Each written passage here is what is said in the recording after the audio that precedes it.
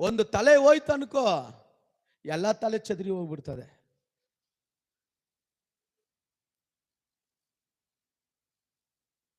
Bible ಹೇಳ್ತದೆ, ಇನ್ಮೇಲೆ ಯುದ್ಧಕ್ಕೆ ನೀವು ಬರಬಾರ್ದು, ನೀವು ಇಸ್ರೇಲರ ದೀಪ ಆರಿ ಹೋಗದೆ ನೋಡ್ಕೋಬೇಕು.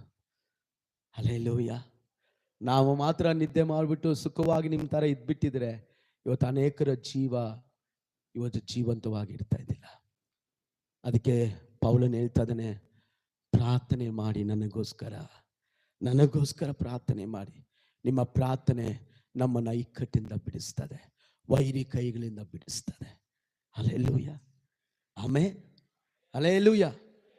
ತಂದೆ ತಾಯಿನ ಶಪಿಸಬಾರದು, ಅವನ ದೀಪವು ರಾತ್ರಿಯಲ್ಲಿ ಅಂಧಕಾರದಲ್ಲಿ ಹಾರಿ ಹೋಗುತ್ತೆ.